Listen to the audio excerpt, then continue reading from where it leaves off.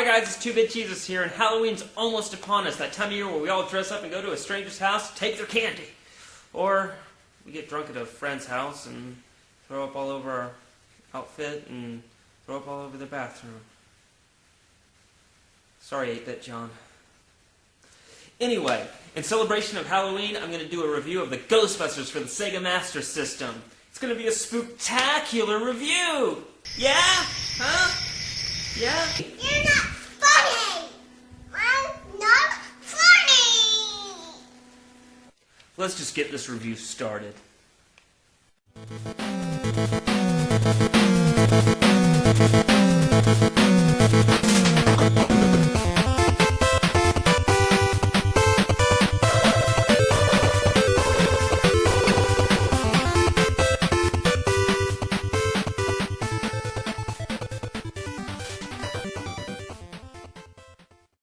Ghostbusters was developed by Activision and released in 1984 to capitalize on the film's success. It's been released on several platforms such as the Atari, the Commodore 64, and most infamously, the Nintendo Entertainment System. It was later licensed to Sega for the Sega Master System, and they handed development off to Compile.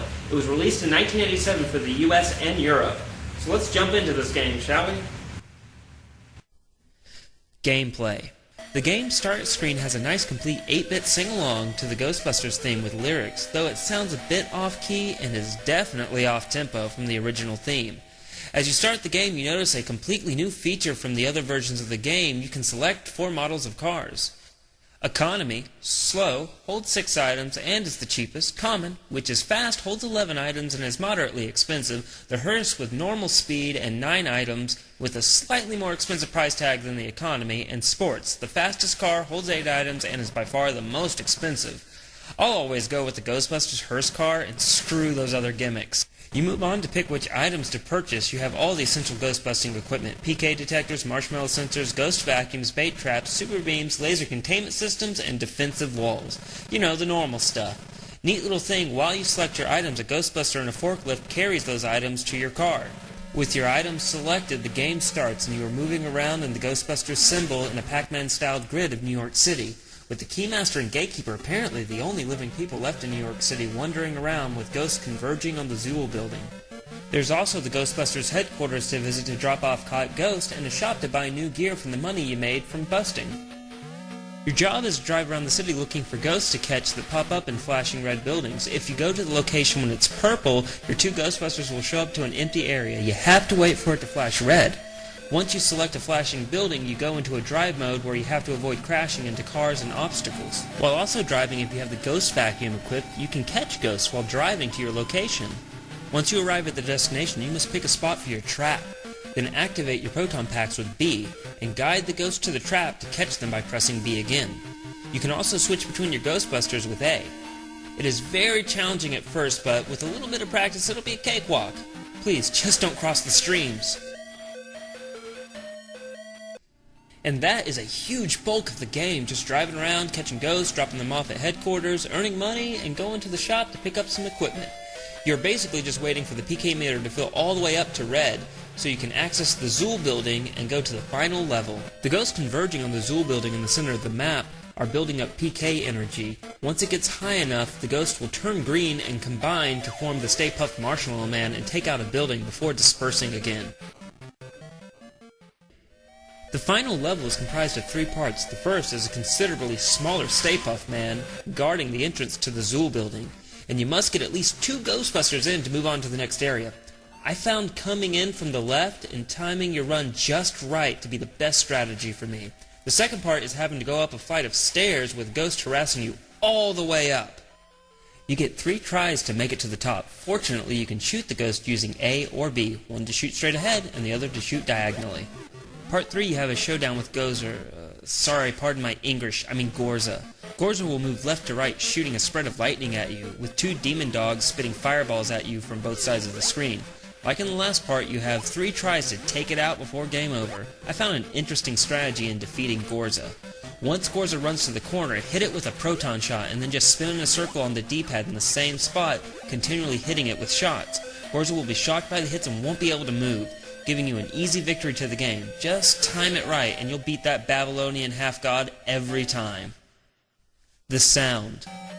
Not much to report on the sound. Like all the other ports, you're treated to an endless loop of the Ghostbusters theme. Don't get me wrong, I love that song, but this game will take a good hour, and with the same song playing over and over, it's torture to me.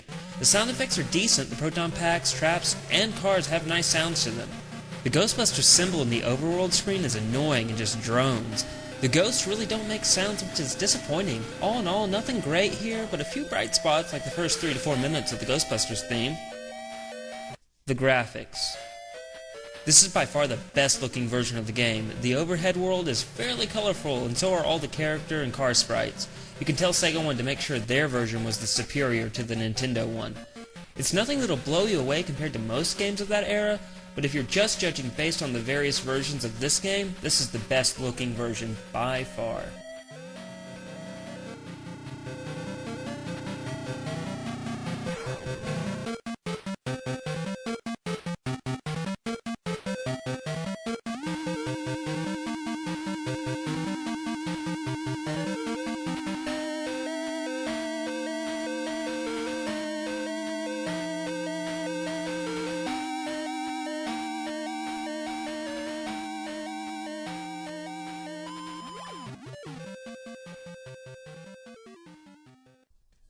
Final verdict.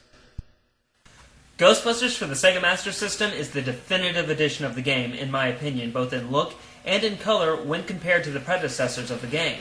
That being said, it also suffers from some of the same flaws, such as a lack of variety in levels. There's only an overworld, a driving area, an area where you catch ghosts, and then your showdown with Gorza. That's only 4 levels. Not much there. Also, Ghostbusters for the Sega Master System suffers the unforgivable sin of leaving Winston out. Was it that hard to put in a 4th sprite, guys?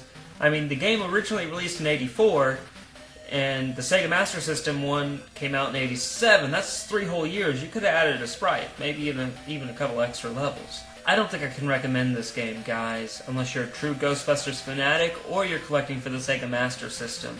After playing and beating the game, I don't think I'm going to be picking it back up anytime soon. And I don't say that out of hate, I just say that out of genuine disinterest for this title and its lack of variety. There are much better Ghostbuster games out there, like the one that was released in 2009 for the 360, PS3, Wii, and PS2. That's a great game, you should try that out. Maybe I'll review it next Halloween. All that being said, guys, I hope you have a happy Halloween, you stay safe, and play on. So what'd you guys think? I don't care. I care. Want to jam out?